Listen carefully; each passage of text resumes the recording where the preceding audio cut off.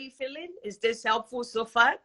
Is this what you're looking for? Has this brought you some level of clarity and understanding of what is possible, especially for those people who have bachelor's degree and they're older than 30? And the more kids you have, the better for you. So for everybody who feels like, I've been having children, this is why my career has hit a roadblock, I'm telling you, this is a blessing when we look at it from a Quebec standpoint. Let's put in the work. You know, like I said, I am not paid to do this. It's not going to pay me anything. But I believe that I have to show you the way. I have to make you know who to go to, who to talk to be able to get to where you want to get to. It is my hope that I welcome you to Canada. It is my hope that as you succeed in Canada, I'll get to know more about your progresses. I'm going to welcome our second presenter, my brother, Fola, and is going to be coming in. As Fola comes in, is connecting. Hey, bro. Hey. How Hello. are you? Can you hear me? Very well, thank you. How are you? I'm doing well, thank you. So I'm bringing you my brother, Fola, to come and talk to us today about the route to UK. As you all know, I used to live in Finland. I went to school in Finland before I moved to Canada. So I believe that we can start from another place if it's not Canada.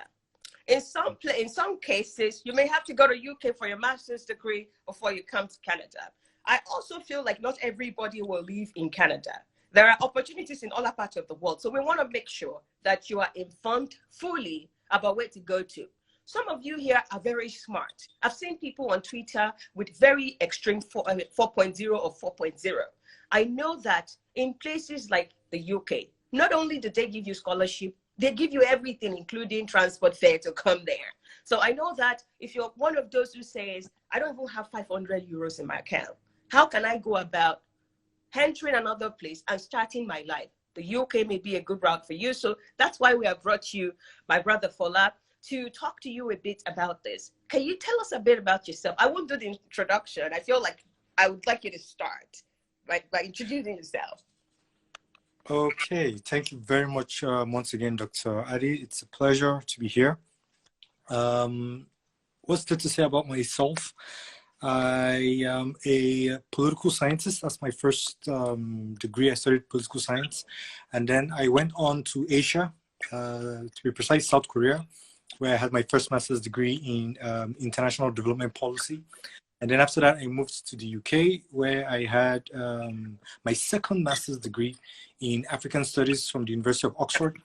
And then now I am living in London, where I'm currently wrapping up my PhD degree in leadership studies with a focus on security and development. I am Nigerian by nationality. I lived in Nigeria. I was born in Nigeria. I worked in Nigeria before moving abroad for my advanced degrees. Yeah. Thank you. You may wonder, why are we talking about the UK? Why is it the person we chose?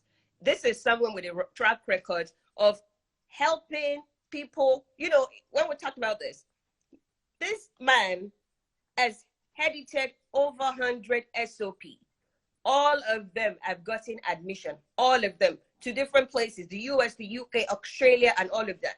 It's gotten 3 different schools, 3 different scholarships ongoing, first masters, second masters, a PhD. So we need people like him to come and tell us the gist, from going to Asia to heading to the UK, to going to almost maybe the best school in the UK, to ending up in another very prestigious best school in the UK. I believe that this is the person who can teach us not only how to get to Canada, but how to compete in other parts of the world. Because if you can compete in the UK successfully for admission, for scholarships, if you use that same strategy and compete in the US and Canada, it will win. And that is why. So I'm trying to say this for you not to feel this is boxed to the UK. This is not boxed to the UK. This is applicable to everywhere. The UK, the US, Canada, Australia, Asia, Europe, anywhere you want to go. I want you to have your pen and your paper ready as we get baptized in this entire process together. Thank you very much, Dr. Adi. Once again, it's an honor. And like you rightly mentioned, some of the, even I'm going to be talking about the UK, you know, what's required for admissions, how you can go about securing an admission, and also scholarships. a lot of the things I'm going to be talking about are things that can be applied, across board. So whether it's in the US, whether it's in Canada, whether it's in Australia, whether it's somewhere in Asia, I'm going to be discussing and giving us some tips that have helped me from a practical point of view. And like Dr. Adi also mentioned, I've helped, with securing admissions for people for a couple of years, and I've had a track record of all the people who have helped out with preparing their SOPs, statements of purpose for admission purposes. All of them without exception, all of them have gotten admissions. So I'm going to be sharing a bit of what I know with us and how we can make it count, as we go about securing an admission, irrespective of where it is you are. Okay, so the first thing I want you to know, can you go to the next slide, Dr. Adi? The first thing I need you to know about is identifying a potential school. When you can identify a potential school, it's the first step, basically with regards to admission. And then after you identify your potential school, you need to know what documents are required. So you need to gather the required documents, okay? After you identify your school, you need to know the right kind of documents that will be required, for admission. The next thing you need to do is to now apply for admission and to know when to apply for admission. So knowing when to apply for admission is very important, okay, alongside knowing about the admission itself. The next thing you need to know about is funding your studies. Okay, so going to a foreign country, for the first time, or if you've been to one before, and actually having to settle there for your academics can be very daunting. It can be very difficult sometimes. So a lot of people would rather prefer to go on scholarships or have some kind of funding sources, that will help to augment, their stay in a foreign country, whether it's in the UK, whether it's in Canada, whether it's in the US, whatever it is. And then, of course, what are the post-study options? What are those post-study options? Even though, like I said, I'll be talking specifically about the UK, all right? And just before I proceed, for those of us who have been following keenly events in the news, you know that right now is one of the best times to come to the UK. Why? Because of Brexit. So a lot of time we've been hearing about Brexit. So Brexit, in a nutshell, simply refers to the UK's exit from the European Union, all right? And so UK has decided to exit the European Union, and as a result of that, they are looking for new talents, all right? They are particularly targeting students who are coming to study in the UK. So now is one of the best times to come to the UK because of the effects of Brexit. And I'm going to be going into all of this, in a short while. Can we go to the next slide, Dr. Adi? Yeah. Okay, so when it comes to identifying potential schools, what are the things you need to know? The first thing you need to know is, what kind of degree do I want to go and study for? Knowing the kind of degree you want to go and study for will determine the kind of school you are going to. So again, there's some schools who are very good when it comes to undergraduate programs. There's some schools that are particularly known for master's degree programs. And then there's some other schools, for instance, that are also very well known also for doctoral studies. So you need to know what you are coming to the UK for in the first instance, okay? Are you coming for an undergraduate degree? Are you coming for a master's degree, or are you coming for a doctoral degree? Having said that, the next thing you need to identify is, what course do I wish to study, okay? Whether it's at undergraduate level, whether it's at master's degree level, or whether it's even at doctoral degree level. And I'll say a few quick things. So in the UK, and this may vary across country, in the UK, an undergraduate degree typically takes 3 to 4 years, okay? Typically takes 3 to 4 years. Right? And for an undergraduate degree, most of the time in the UK, you require A levels, okay? So you require A levels are your minimum qualification to get into an undergraduate program in the UK. In the UK, for master's degree programs, it takes at least 9 months to 1 year. 9 months to 1 year. So for instance, in the US, a typical master's degree program in the US is 2 years.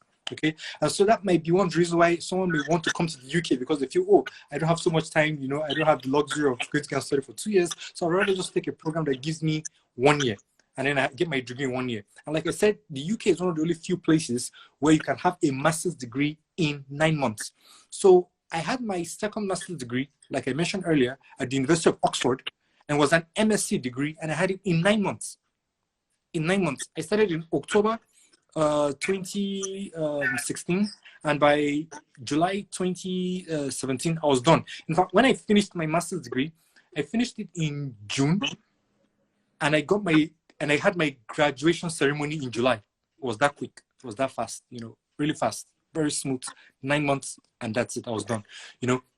And then also for the PhD programs in the UK, a typical PhD program, whether it's in the sciences, whether it's in liberal arts, whether it's in social sciences, typically it's for 3 years, and then maximum thereabouts is for 4 years. This is full time. So you go 3 to 4 years, okay? And whereas if you're doing it part-time, then it's probably double the time, okay? So if, for instance, on average, maybe a PhD degree is supposed to be 3 years. If you're doing it at full time, if you're to be doing it part-time, then it will be 6 years, essentially. One, like I said, for a full-time PhD program, at most you're looking at 4 years. All right.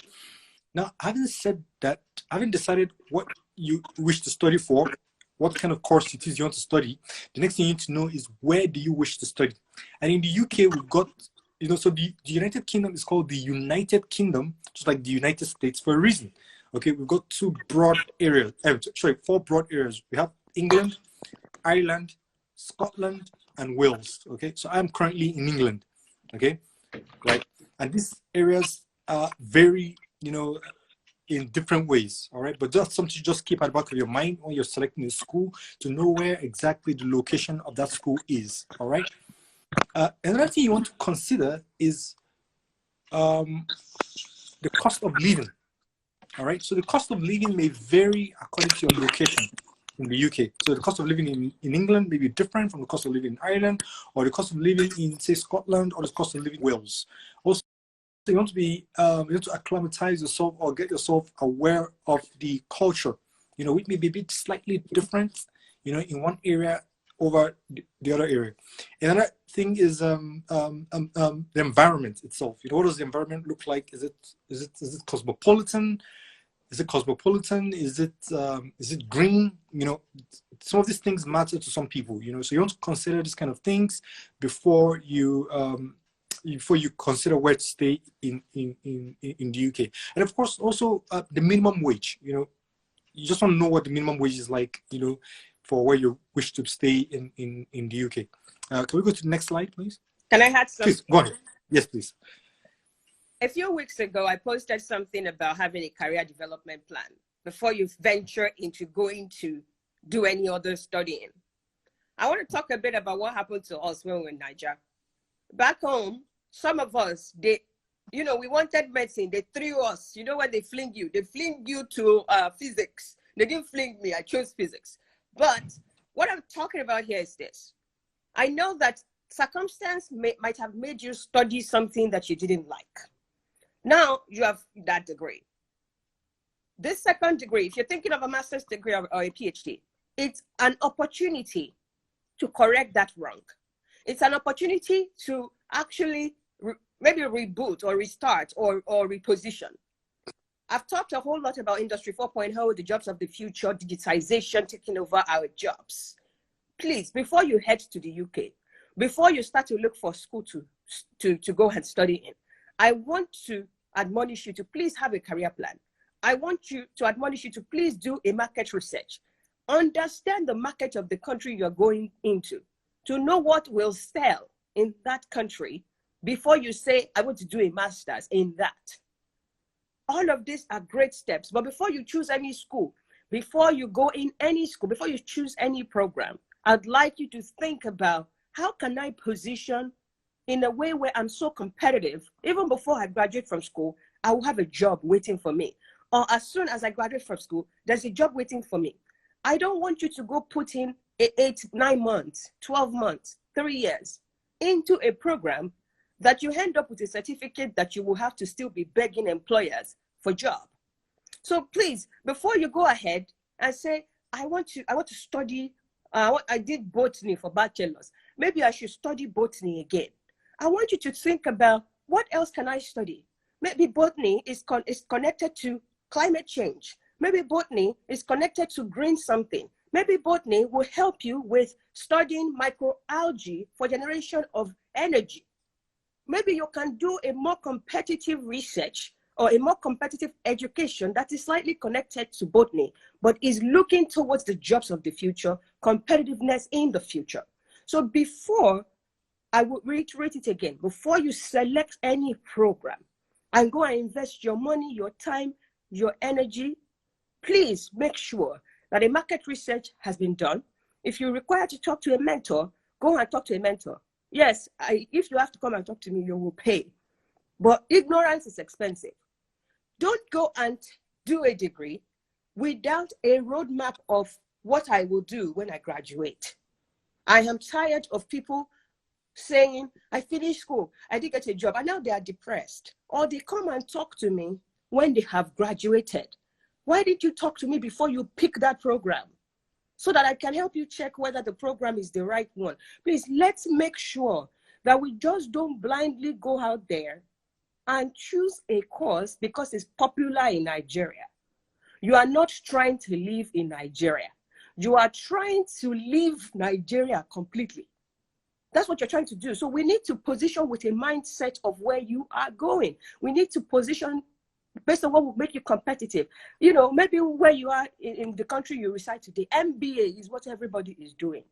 I beg you, MBA may not be competitive for where you are going. So please don't say, I want to go and do MBA. If you do MBA, you join the league of people with MBA who are jobless. Because MBA is not going to make you competitive for the jobs of the future. It's not make you competitive for green energy type of work. So please, let's make sure we have a clarity and a vision, a plan. A career plan has to, I have done the evaluation. If I do that master's, these are the kind of places I can work. These are the skill sets I need this master's to give me. So as you look for schools, you are looking for schools that can deliver those skill sets. You evaluate their curriculum. As they are evaluating you, you too, you are evaluating them. Does their curriculum contain the things that I need to learn for me to be able to compete for a job? Let's write all of those down before we now say it's Oxford that you should apply to. And you can only apply to Oxford if you check their curriculums, it has all the skills that you need. What I'm saying in essence is this: I want you to sit in the driver's seat of your career. Don't leave the school to choose for you what portfolio you need to get. Don't just make decision because somebody else say is MBA, is MPH. Do your own research. Get a roadmap for your life, personalized roadmap in place, so that when you get to that school, if you get the scholarship, at the end of the day, you are left with a certificate that is competitive. Thank you. All right, very good and insightful advice. Okay, so can we go to the next slide? Right. So when is the right time to apply for admission? All right, how do we know the right time to apply for admission? The best time to apply for admission is to apply the year before enrollment. So for instance, if you're going to be starting school in 2021, now is the best time to start applying for admission. And to apply, you don't just go out and apply for admission because you want to start school next year.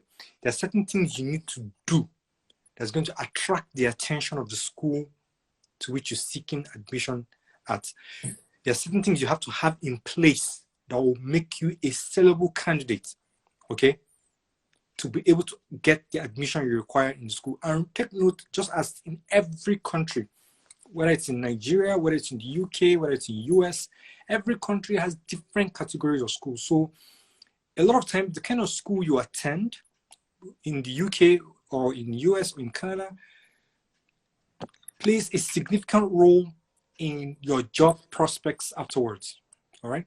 It plays a significant role in the job prospects afterwards.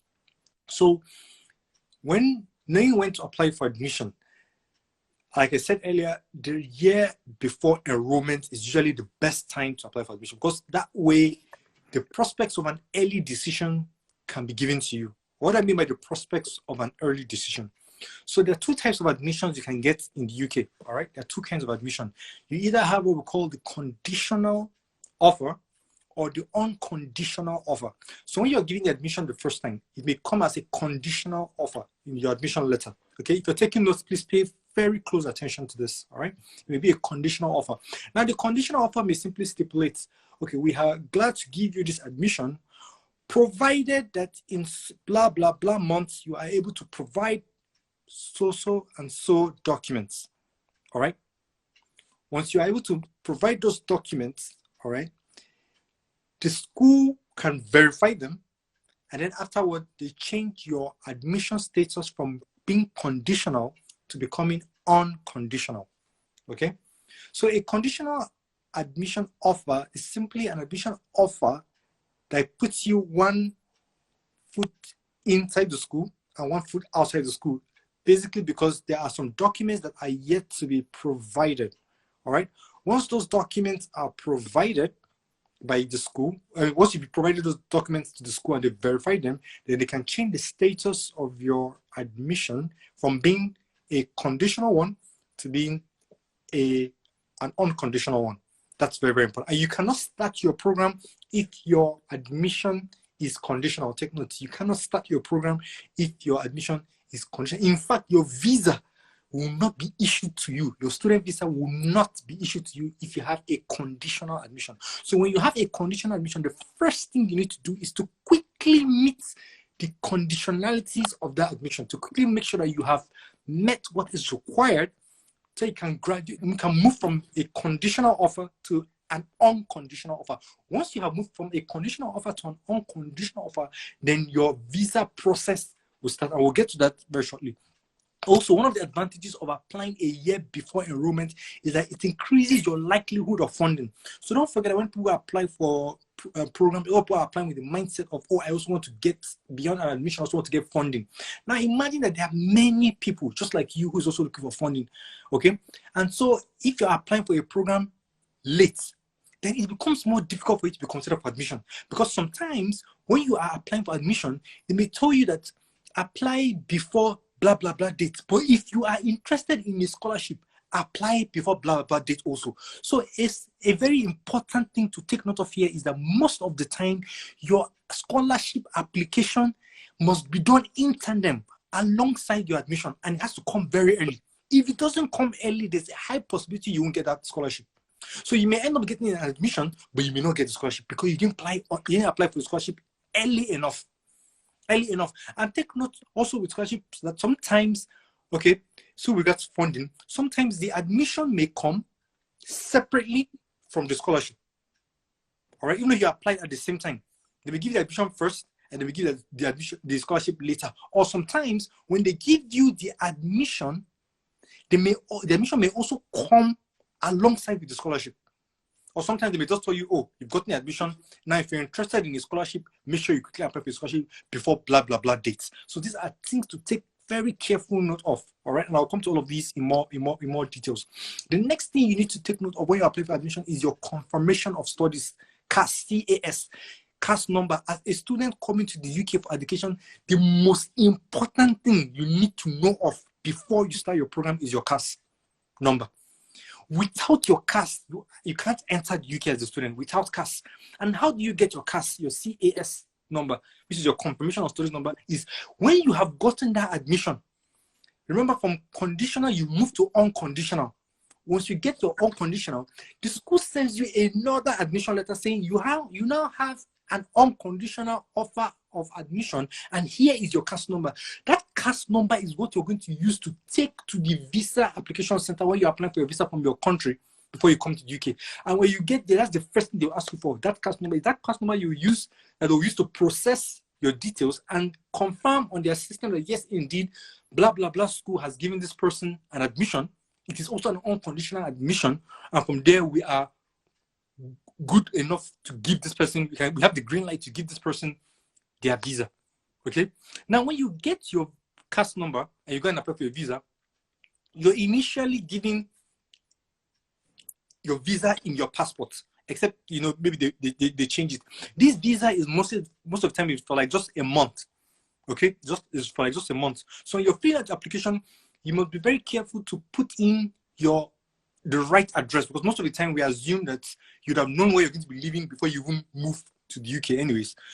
Now, after you get into the UK, shortly after that, your biometric residency permit, your BRP, biometric residency permit, BRP, will now be posted to that address. So take note, you get your CAS number first before your initial visa, that's like 1 month, and then after that you get your BRP, which is your biometric residency permit. Now it's your biometric residency permit that gives you the legal permission to be in the UK, and that permit stipulates what kind of visa you are on and what you are able to do while you are in the UK. And I'll come to that in a short while. So take note, even if you're stopped on the road, it is that BRP that shows your legality of being in the UK, and it's that BRP that also shows what it is you're doing in the UK, and it's also that BRP that shows what you can do inside the UK in terms of work.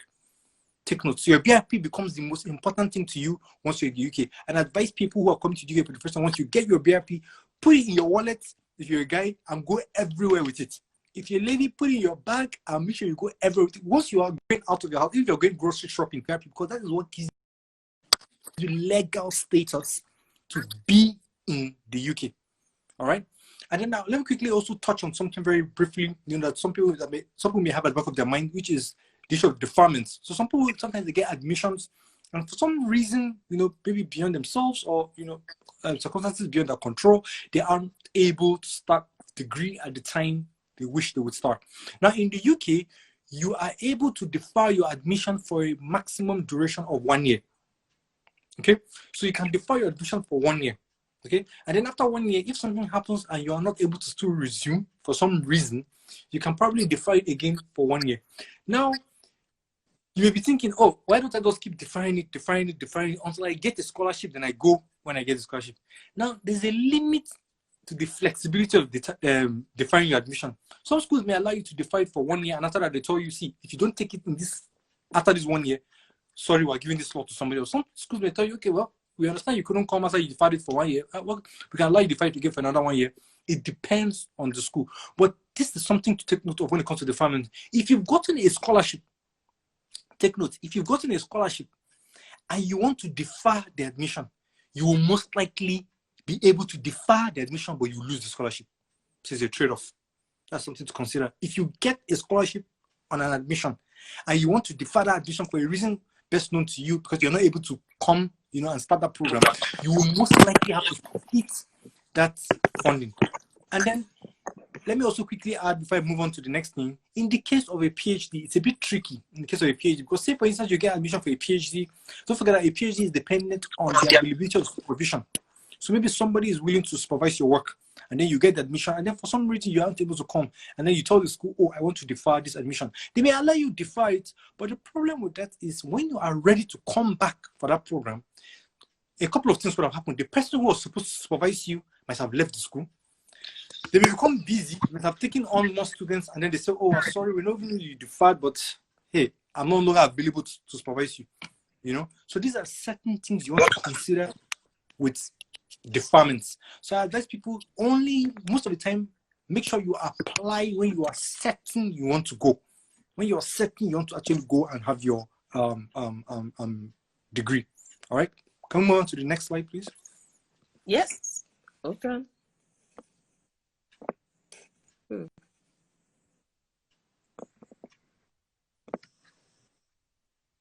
Okay. So what are the required documents? What are the kind of documents you need when you are applying for graduate studies in the UK?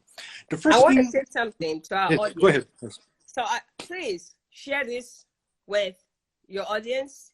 Please help us tweet this. Help us tag on Instagram, on Facebook. Please help somebody else get this free information that is being dished out. You're getting it for free. It won't cost you more than one retweet to tell your audience where they too can look. The Bible says, my people perish for lack of knowledge. Information translates to knowledge. Please help us spread this word. Help us tweet this. Help us share it on your Instagram. Tell people where to come to. Help us share it on your Facebook. Help us spread this word. I have never lived in the UK, but somebody needs this information. So please help us. Thank you. Okay, fantastic. Okay, so let's proceed, right? Because I'm very mindful of our time. Now, what are the documents you need to gather? All right. Again, in the UK, most of the time, just before I talk about the kind of documents you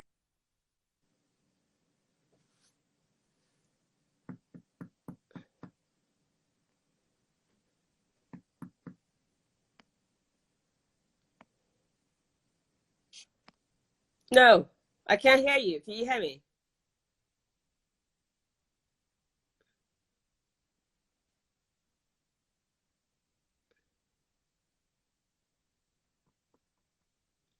Can you hear him, or it's just me?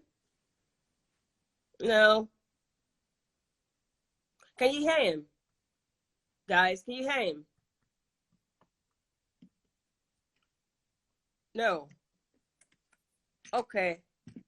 Can you hear me? Oh, God. Okay, hold on.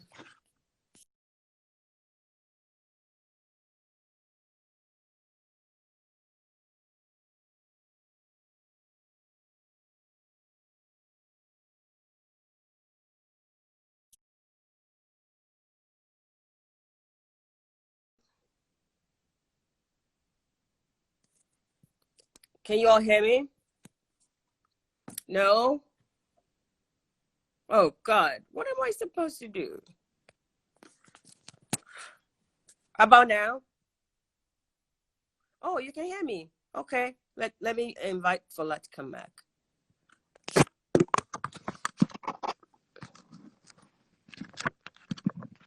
Okay. Thank you for clarifying that. Okay, so I think I'm back. Not Yes. sure what happened. Okay, sorry about that. Not really sure what happened. Okay, so I was talking about the documents you require. Okay, when you're applying, the things you need to put in place before you apply. And I was going to say that just before going into this, there's a question that is in the mind of a lot of people. Particularly people from Nigeria tend to ask this question, all the time. And that question is, what if I'm going for a master's degree program, for instance, or a PhD? What category of degree qualifies me? All right. Is it BSc? Is it HND? Is it a 2? Is it a first class? Must I have a first class? Must I have a 2-1? Must I have a 2-2?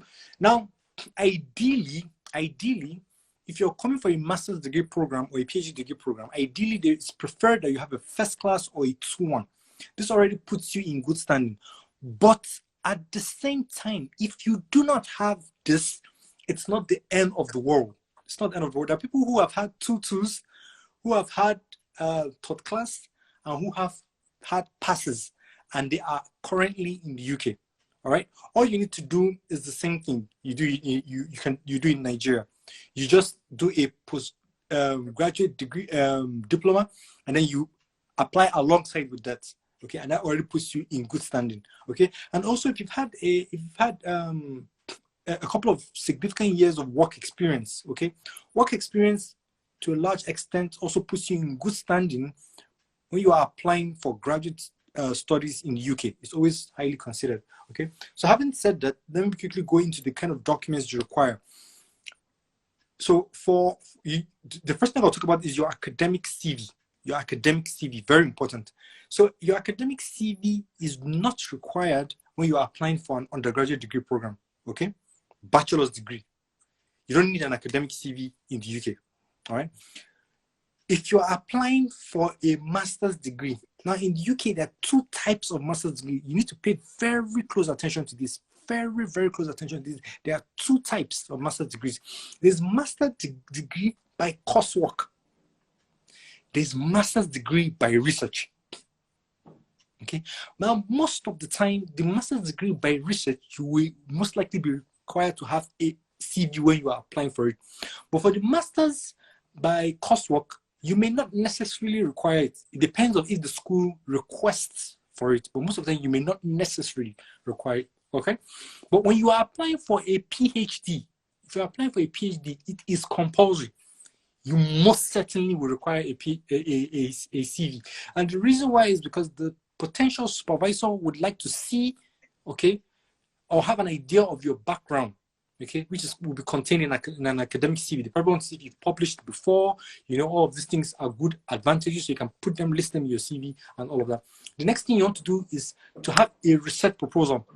Again, for a bachelor's degree, you don't require a research proposal. For a bachelor's degree, you don't require a research proposal. But for a master's degree by coursework, you also don't require a research proposal. But for a master's degree by research, you require a research proposal. But for a PhD degree, a research proposal, again, is compulsory. And there are certain things that must be in that research proposal that would guarantee your admission. In fact, let me say this categorically, particularly in the social sciences. Excuse me. Bless there's you. certain things that if they, thank you very much. There's certain things that if they don't appear in your research proposal, even if you had a first class in your master's degree and you had a first class in your bachelor's degree and you had a distinction in your master's degree, if you don't have certain things contained in your research proposal, you are not getting admission. So your research proposal is very, very, very important. Very, very, very, very, very important. All right. The next thing you want to have is your statement of purpose. Now, there's some key things that must be in your statement of purpose. Some very important things that must be in your statement of purpose. Your background, your motivation, what's motivating you to apply to this school, your interest in your chosen course. So you want to study data analytics, data science. Why are you going to study data analytics and data science? Your interest in the chosen school. Why is that school particularly important for you? Why is the location important for you?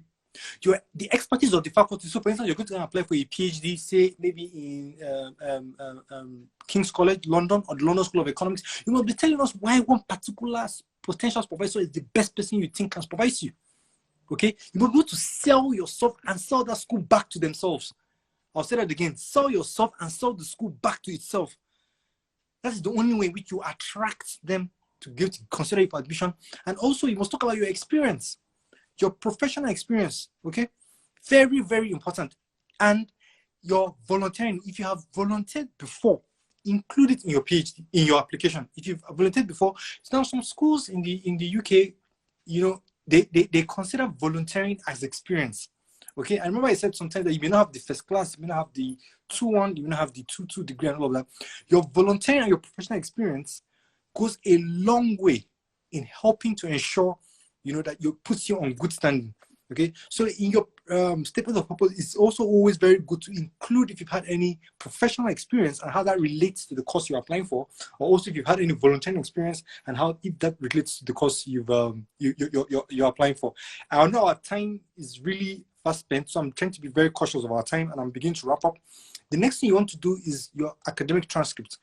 Gather your academic transcripts early enough. Like I said, if you're applying for a program next year, fall, which is like September next year, now is the time to start getting your academic transcripts. And I know in Nigeria, I'm sorry to use Nigeria as an example, it may take like 2 to 3 months to get your academic transcript. So it's time to start working on that, okay? Start working on it. If you're going for a PhD, that means you have to get the academic transcript of the bachelor's degree and the master's degree. So start applying for them now, and start making sure that you get them now. All right. Then another thing you want to consider is English language requirement. Now, somebody may be wondering, but UK is an English-speaking country. Why do I need an English language qualification to go to study the UK? So again, some schools will tell you to have your IELTS or TOEFL, all right, as part of admission. But here is something you need to know, because if you studied your previous degrees in a country or in an institution that was purely in English, entirely in English, you can request for a waiver. We call it an English language requirement waiver. You can request for it, and there's a particular way you have to make that request. There's a particular way you have to write that. If you don't write it that way, they will tell you to come get the IELTS. And these are some things that I'll probably have to talk about at some other session, or hopefully through Dr. Adi, we can discuss that, through some other forum. All right, but I think you need to know. And then the next thing you want to do is to gather your financial statements. So take note, if you're self-funded, you need to be able to show that you have certain funds in your account before you come to the UK, before they will issue you that visa. So that's why the fact that you have your cash. Remember, we talked about the cash earlier. Even if you have the cash, you also need a financial statement that shows that you have certain amount of money in your account, and this amount of money must be domiciled in your account for a particular period of time. Even if you miss one day, don't give you the visa. You have to be in your account for a specific period of time. And lastly, even if you secure a scholarship, you are still required sometimes to have a certain amount of money in your account for a given period of time, okay, before you apply for the visa. Can we go to the next slide, please? Before we go to the next slide, I want to add a few things. So, right. I some of you may be here wondering, I don't want to be in the UK. Why is Dr. Adi suggesting this? I want to add a few things. Let me be clear here. If you're trying to go to Canada and you're thinking things are not working out, the UK may be your first bus stop before you now come to Canada. What does that mean? A lot of times for the UK kind of admission, they give you scholarship, they pay transportation to transport you to the UK, and the program for a master's degree is shorter. It is 1 year. Now, if you're the type who says, I want a PhD, and now you've gone to the UK, please, when you put in your admission, I want to encourage you to only focus on research-based program. If you go and take a course-based MSc, your chance of getting a PhD admission in Canada has been slashed very, very drastically. You may have to do a second master's because, first of all, your master's in the UK is 1 year. It raises highbrow for Canadian professors or the US professors. But if it's a research-based master's degree program, it will help you to justify that you have some research experience, and then you get PhD admission in Canada or the US. So please note that if you're thinking, I want to come to Canada or the US for PhD after my master's in the UK, you must take a research-based MSc. The second thing I want to add here is publishing. I did my master's in Europe, and Finland is where I did my master's degree. What was important in Finland was you do a research that contributes to the industry and stuff like that. I went to a technical university, the best technical university at that time. My work has a direct implication on a company, right? Which was great, but we didn't publish any paper. We didn't publish any paper. If your hand in the hand is, I would transfer to Canada through a PhD or to the US through a PhD, please publish in the UK. The research work that you are doing, make sure that you generate at least one publication and one conference proceeding. I know that if I had been told ahead of time during my master's, I would have generated at least one paper and one conference proceeding because my research was solid. It was very solid, but there was nobody guiding me on what I need to maybe competitive for Canada or the US for PhD admission. So if you're one of those who says, I'll go to the UK first and then I'll come to Canada or the US later, please do a research-based MSc, and you must publish. You must publish one research paper, or you must, I would suggest publish one journal paper and have one conference proceeding. What does this do to you? In Canada or the US, these professors go get funding and tell who is funding them they're going to do this type of research. First of all, you're an African. There is an unconscious bias, or you're an Asian. My Asian crowd said I don't always acknowledge them. I'm sorry. There's an unconscious bias when somebody sees that you have a Nigerian name. They think you're coming from Nigeria. They think maybe you may not speak English well. Already, the unconscious bias automatically make them feel like you may not be able to write properly. When you're coming to do a PhD candidate must be able to write effectively because you will generate research papers, you will generate publications, and a professor is not willing to bring you here and be teaching you how to write. So they need a solid writing sample to show them how you think. Are you a critical thinker?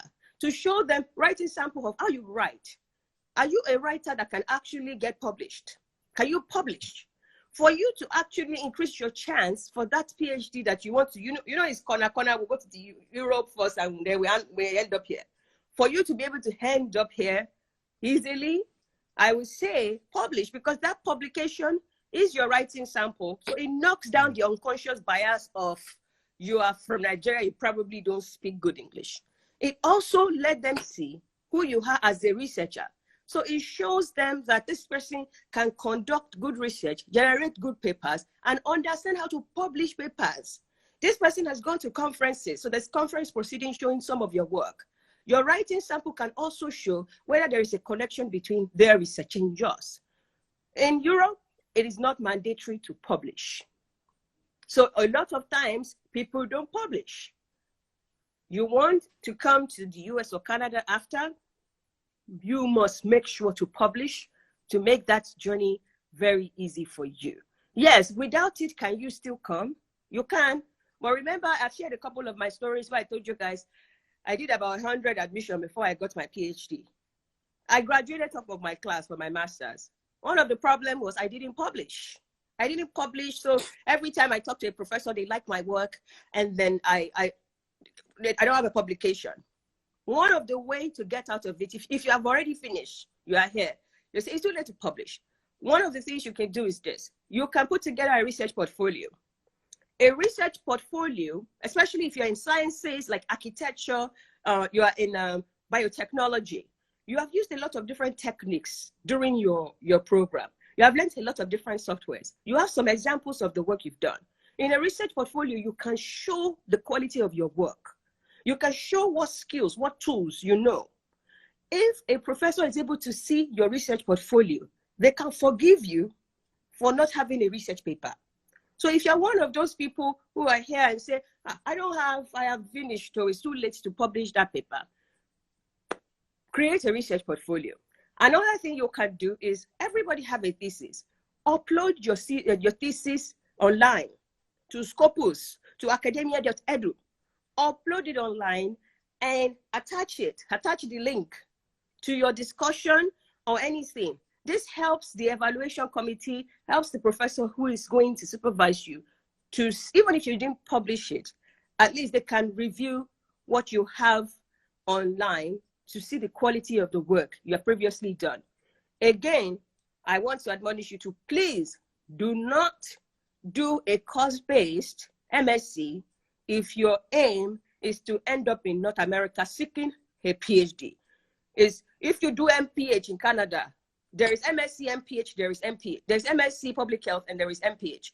If you do MPH, which is course-based, and you say you want a PhD, it's almost impossible to get it. Some people still get it, but it's very hard to get. So please, let's note that. I also want to say, when people evaluate course-based program, some people may evaluate and call it like a PGD for you. So you want to make sure that you are up, if you can, avoid doing course-based program in the US, in the UK, if your aim is to end up in North America.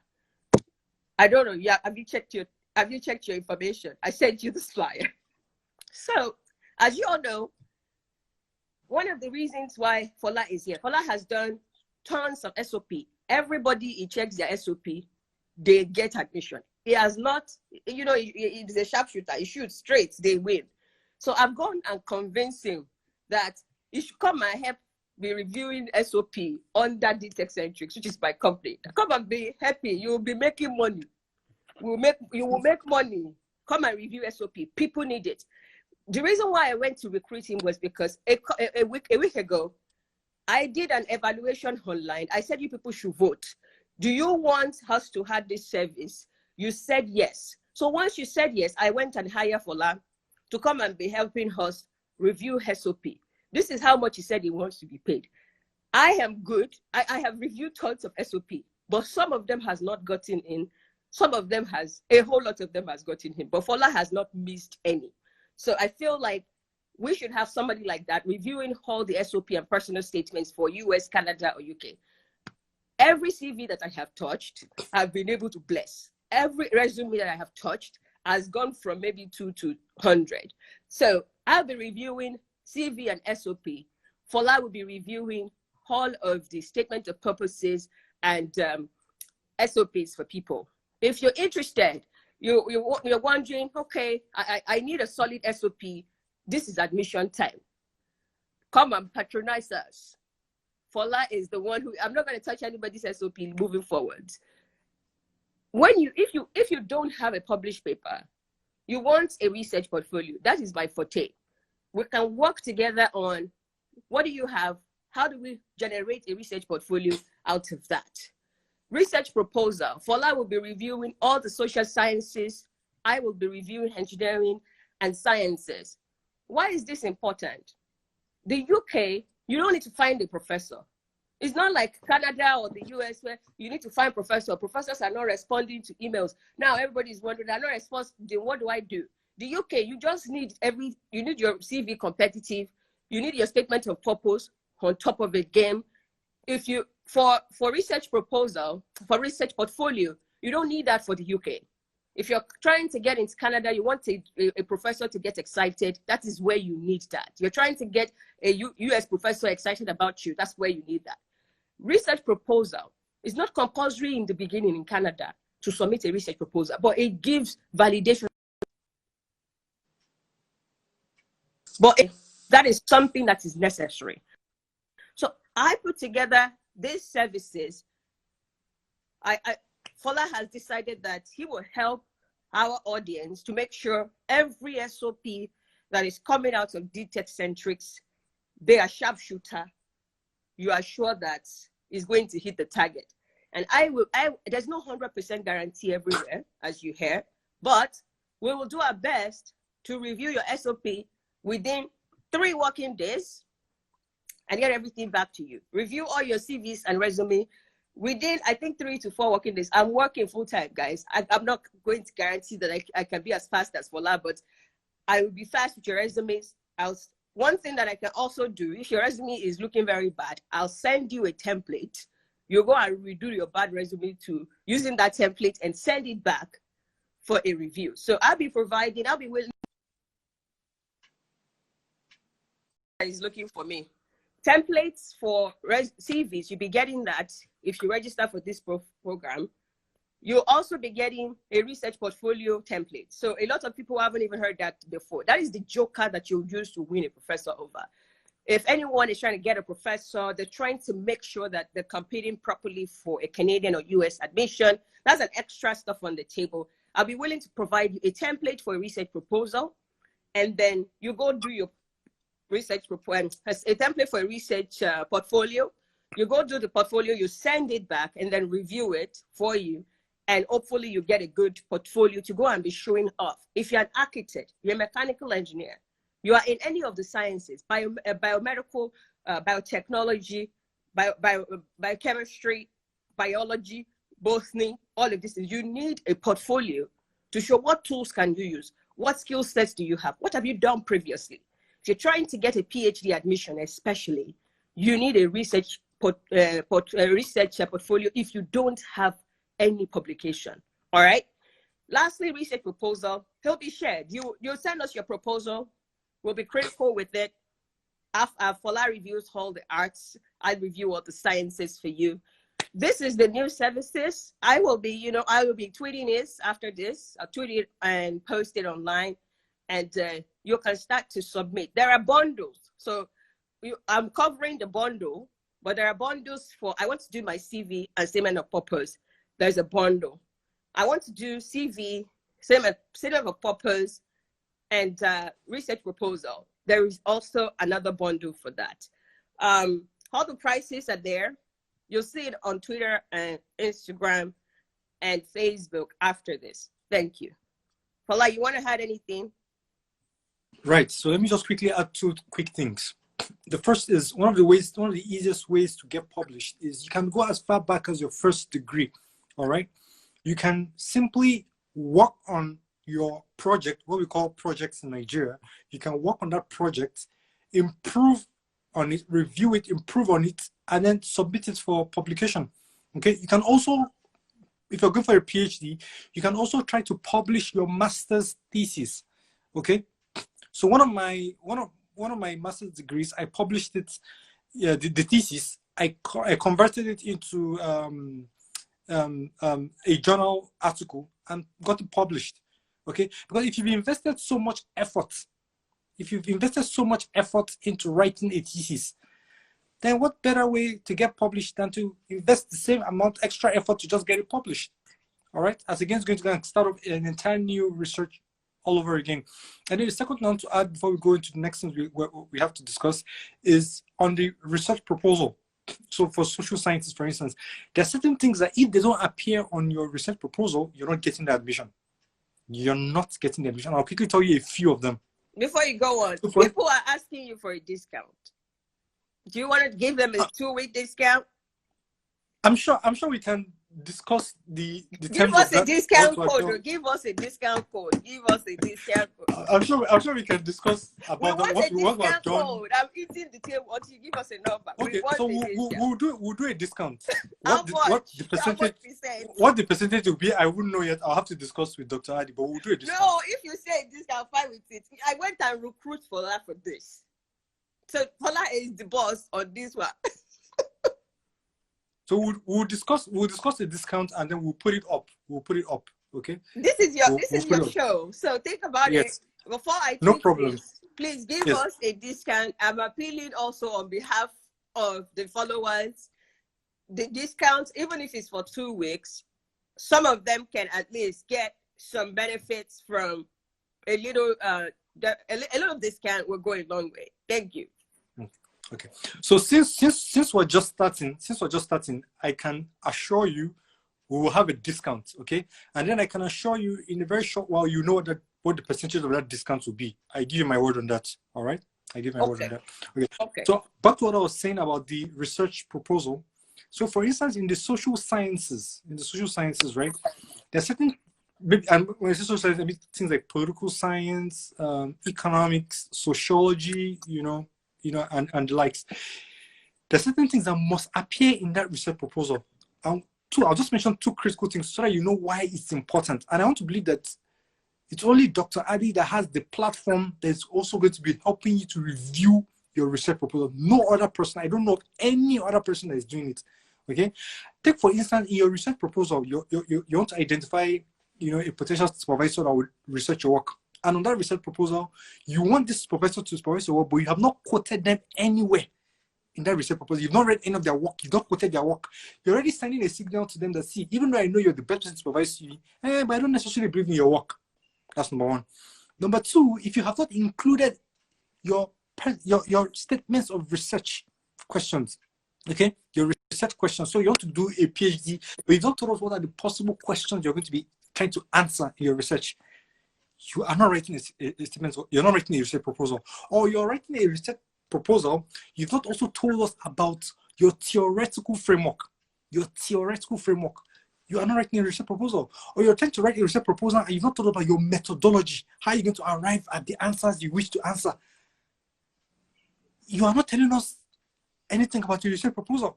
So there are key things that must be inside the research proposal that once a potential professor picks it up, he knows, oh, this guy is serious. This lady is serious. They are ready for me to supervise them. Don't forget that these are people who are supervising bachelor's degree. They're also supervising master's degree. They're also supervising PhD degree. So you want your research proposal and your SOP. I'll say that again. You want your research proposal and your SOP to catch their attention from the word go. If you're not catching their attention, they're just going to drop it by one side. They are very busy people. And when I review your SOP for you, there are certain opening statements that must appear in your SOP. If they don't appear in your SOP, the supervisor is already looking at, well, I can't bother myself supervising this person. You can't be starting your SOP and be saying that I was born in Ajegunle, I grew up in this, I went to blah, blah, blah, primary school, community grammar school. You can't be writing that in SOP for someone that is busy, that has many SOPs to read and decide who and who he's going to supervise. And I'll tell you a secret that you may not be aware of. Every year, each faculty member, for instance, in the social sciences, may only be able to take 5 people. So imagine in a program, let's say international relations, 100 people apply. And out of the 100 people that apply, there are only 10 faculty members. And let's say each of the faculty members can only take 5 people. That's 50, meaning that 50, no matter what, they will not get admission. So you want to be among the 5 of a potential supervisor, maybe supervisor A. You've identified supervisor A as the best person that can supervise your work. And he's had only 5 people he can take for that year. You want to tell him something in your SOP that when he reads it, he says, no, I want to supervise Fola. In fact, I want to supervise Fola. Let me tell you guys something. In my own case, I want When I to was take applying this for picture off because it's making it look like this is all about money. good. In my when I was applying for my current PhD program, the potential supervisor I identified, right? There was something I wrote in my SOP. Before he met me, he called me by himself. He picked his phone and he called me. He said, I want to supervise you. I want to supervise you. Okay? And my current program, I have 2 supervisors. The second one, the lady, right? In her own case, she said, oh, even though you didn't consider me as your first supervisor, I also want to supervise this work. I want to supervise this work. So there are things you can write in your SOP. There's a way you can design your CV. There's a way you can design your research proposal that a potential professor sees it and says, this guy, this girl is going places. I want to be the one to supervise their work. All right? I want to add something there. Yes, please. So one of the things I have restricted myself from doing for so long is to build an SOP from ground for anyone. I believe that your story is unique. Your experience is unique. You should be able to put it down yourself. Now, you may not have sold yourself well. If you didn't sell yourself well, then we can help you sell yourself better. If you are thinking, how do I develop an SOP? There is a video on my YouTube channel that I did with Dr. Killan. It broke down how you should approach an SOP, the don'ts and the do's. Please go and watch before you send us any SOP to review for you. Can you please go and watch that video? Because that video will already give you a leverage on structure. How do I structure it? What shouldn't I have in there? How should I impress that person? So when Fola is reviewing it, it's not at a point where it doesn't even understand who you are. It needs to be able to understand what you've done academically, what experience that you possess, what was your inspiration when you decided to go this route, to be able to now help you review it and turn it around to make it competitive. So please watch that video. It is free. It is on YouTube. It will give you a whole lot of meat. Now, someone is thinking, I want an academic CV. For an academic CV, you can also watch this session I did last 2 weeks with Marian. Myself and her literally walk you through what you should put in a resume or an academic CV, how you should structure it, where there were big words such as conceptualization being dropped. That video has also been uploaded to YouTube. Before you send anyone anything to be editing for you, make some effort to be able to communicate your intentions, at least to an extent where if I am reviewing your CV, it doesn't, because if I don't have enough information to make it look good, it's still not going to work. If you send your CV, I want you to know I'm not going to start editing it right away. I'm going to send you a template. If your CV is too hard to edit because it's just not communicating enough information to help you turn it around, you're going to get a template to go and first of all, create something that can now be turned around. Okay. A little bit about research proposal. Myself and Dr. Charles did a session on research proposal. That session may not be on YouTube. I have asked my team to put it on YouTube. So we started on IG Live. Instagram that day shut us out. So we went to Zoom. So we still got a lot capture on that Zoom. My team, they're editing it. So before the end of Wednesday or so, they'll upload that to YouTube. Please watch that to help you understand if you need to create a research proposal. That was a professor who will review it, was giving us the gist of what you should put in there. Please watch that to create. I say to people, it's not everything that you pay for in life. You can write all of these things yourself. You can follow all the instructions. Some of you have said, Doctor, I follow how to find job in Canada. I've found job. Some of you have said, I followed the instruction on how to meet a professor, which is on the YouTube. I've found a professor. Some of you have said, I've used different methods. Please follow that YouTube channel. Comb through the things that are there that are important and can help you for free. The reason why you may think, oh, I want Dr. Adi or Fola to look at it could be, okay, I want to confirm that what I actually, after I have followed this instruction, I want to make sure that I actually got it. My resume passes the 6-second rule. It passes properly the 6-second rule. I'm good. Yeah. that would be why you need us. So you don't always have, because I don't want some people to leave here and thinking, so they were trying to sell us a product. You all know I work as a technical advisor. I'm not hungry. But the point here is I'm busy. If I make this program free, I'll not be sleeping at night. I will have 2,000 resumes to edit every week. I can't do that. So we need to be able to say there has to be a price to pay so that it's only people who are serious and who truly, truly need it that will put in the work, so find the money, and really get the help, right?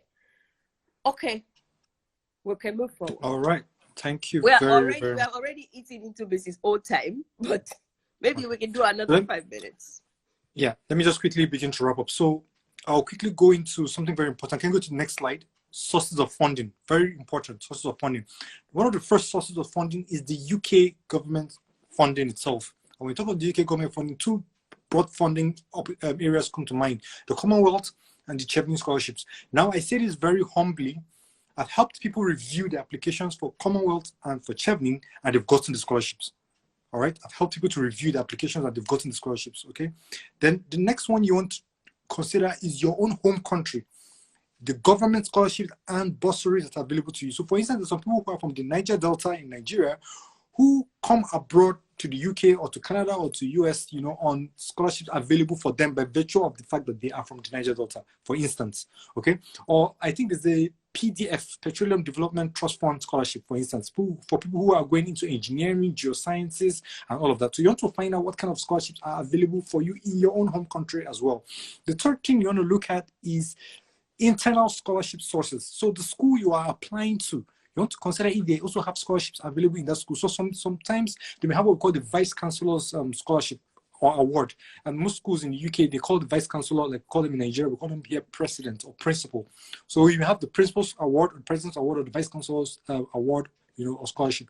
Then your department itself, okay? The department itself may also have some scholarships you are eligible for. Okay, so it may not be the UK government scholarship, but it may be the department you are applying for that has some scholarships you are eligible for. They may also have grants you are eligible for. They may also have some other funding for research in your area. So there may be a particular area you're trying to conduct research on that your department has funding for that research. So other people who are applying for another research may not be eligible for that one, because that is the area of your interest. You have funding for that particular area. Then also your faculty now, your faculty level, the college may also have its own kind of funding opportunities. Okay, you need to check this when you're applying for scholarships. They may have what we call country-specific scholarships. And country-specific scholarships are scholarships that are unique to you by virtue of your country, where you come from. So if you come from Africa, you may have certain scholarships you're automatically eligible for. If you come from Asia, there's some scholarships you are automatically eligible for. All right. And then also within the faculty, there may also be the Dean Scholarship. Okay. The Dean Scholarship is also given to certain students who meet certain requirements. Okay. Then also another way, still other scholarships internally, we have what we call studentships. We have what we call GTA positions under studentships, graduate teaching assistantships. You can use your graduate teaching assistantships to also fund your studies. Okay, it can help you with living costs, you know, all of that. And then you have what we call RA position, research assistant positions within your university, your own department, or in another faculty, or perhaps even in another department entirely different from that particular school. Take note that in the UK, with GTA positions, you need to have gotten to a certain level, and it's only applicable for PhD students. You need to have gotten to a certain level to be able to apply for them. All right. So most of the time, you need to have passed your mini Waiver.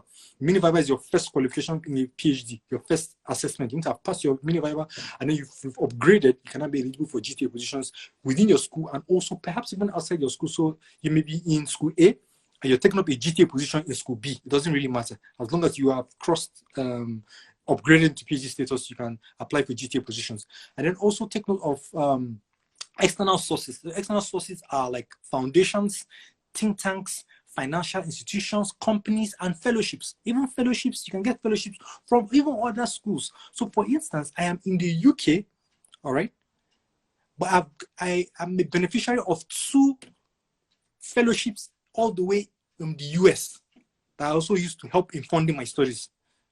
So that's also something to take note of. And I can give tips on this, you know, as time goes on. Next slide, please.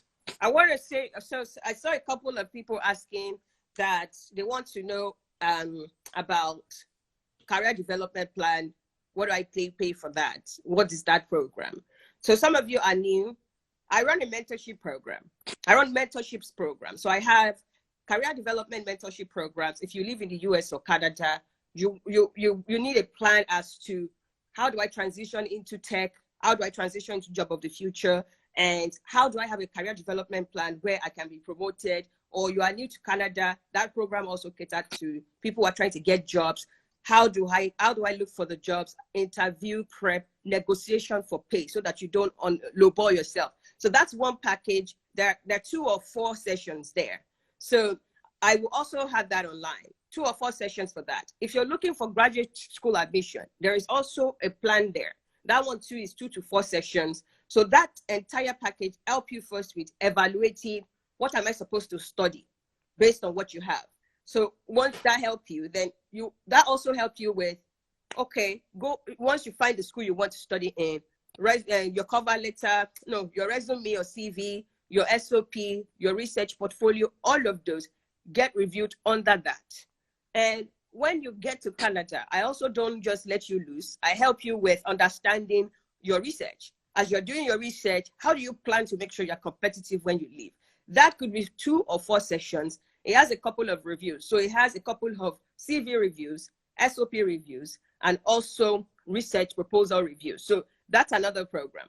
Then the last program is for someone who is saying, I don't need SOP review and CV review. I don't need to stay in touch with you. I just want to know what should I study and how to go about it. So that one is one single consultation, 1 hour, myself and you and your resume, talking about what have you done, what do you want to do, how evaluate it for you, and help you understand that maybe that's competitive or that's not what you should do. Because with 1 degree, there could be multiple paths.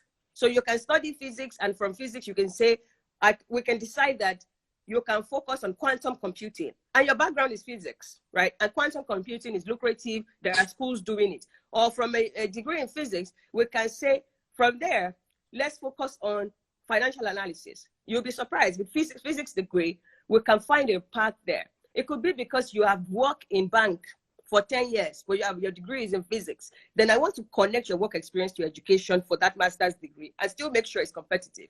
So that one session help you with understanding what should you be studying. So we will end up with, in some cases, an 18-month plan or a 5-year plan, where we talk about we'll talk about market research. Let's research the market there. We will select the course that you should do. We will discuss what are the skill sets that you should go and put on your plan. So when you want to go and start to look for a school, you are evaluating the school, you're checking the curriculum and saying, yeah, they have the skill sets that I need to have before you say you want to apply to that school. So that's one single session. And I don't remember how much it is. I'll put the form. You can, if you this is Instagram, so you can look on my link tree.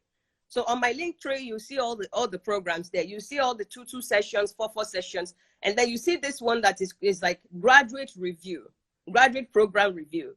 That is where I help you find out what program should you take based on competitiveness in the industry. I'm in the industry. I'm an industry 4.0 expert. I have succeeded in my career because I planted myself in the forefront of the future, of the jobs of the future. So if they're talking about 3D printing specialists around the world, I know anywhere my name will be mentioned there. If they're looking for 500 of them, well, I don't care what color they have. Why? I position in the forefront of innovation. So we will consider that when we're helping you try to get a course to take. Are we positioning you for competitiveness for 3 years from now or 5 years from now? What you're studying, is it going to be really competitive? Because I don't want you to go and study something that computer is trying to take over. We know some jobs will not be here 5 years from now. We don't want you studying that, right? So I wanted to put that out there. I will put these programs together. I'll still post them, but you can find them in the link tree, whether on my Twitter or Instagram or Facebook. It is there. That one single consultation to help you clarify what you should study. Or if you're interested in the entire package, I want that. I want resume review. Fola is going under that package. Fola will review your SOP, right? I want all of it together. I want to consult with Dr. Adi 3 times or 4 times. So I know everything I'm doing is making sense. You can register for most people who are trying to get everything done properly. They take like the 4 sessions, but I know because of money, some people may not be able to afford it. So you can break it down into little pieces. Thank you. Okay. Thank you very much, Dr. Adi. Can we go to, okay, so the next slide, as we begin to wrap up, is studying in the UK, what you need to know. So you're going to be on a tier 4 student visa. That's what the visa is called, a tier 4 student visa. And now somebody may be asking, so when I'm in the UK, can I work even as a student? Yes, you can work as a student in the UK, but during term, you can only work for 20 hours per week. 20 hours per week. And it may interest you to know that, of course, I mean, this is not news. The UK has the strongest currency in the world. The strongest currency in the world. The pound sterling is the strongest currency in the world. So even if you're working for 20 hours, you know, a week, that's some significant pay, you know, to get in terms of currency, you know. Now, outside term, in other words, when you're not in session, outside term, you have no limits. You can work 24 hours as much as you want to work, but during term, you're only restricted to working 20 hours, during term. And then this is very convenient, of course, for a single person. And I also want to say something about the UK that may be appealing to married couples, okay? Most countries, US, I believe also Canada, if you are traveling to study, for instance, and you come with your spouse, you, the student, may be able to work for some certain hours, you know, as a student. But I understand that your spouse would not be able to work. That I know about in the US. If you're on a student visa, your spouse doesn't get to work. In the UK, on the other hand, despite the fact that you, the main student, the main applicants, are restricted to 20 hours, your spouse has no limit to how much they can work. In fact, they can work 24 hours, 365 days a year. So the UK has a strong advantage for married couples. Just something to consider. It has a strong advantage for married couples. And then also, you know, if you have dependents, they also give you a visa for your dependents and all of that, you know. And then also in the UK, health is free. Health service is free. Once you pay your surcharge fees, which you pay when you're applying for your visa, you pay a one-off amount, and that amount covers your entire duration in the UK for health, you know, free. And then of course, once you can get your national insurance number also, which is what you use for applying for jobs and all of that. Also, you get this free, and just helps to ensure that you know, it increases your prospects of getting a job, you know, all of that. And then also, one other thing you want to know about studying in the UK is the weather. Okay, so they have 4 seasons. They have winter, spring, summer, and fall. And of course, the culture, it's an English-speaking country, but it is very slightly in different parts, you know, of the country. Next slide. I think it's the final slide. Yeah.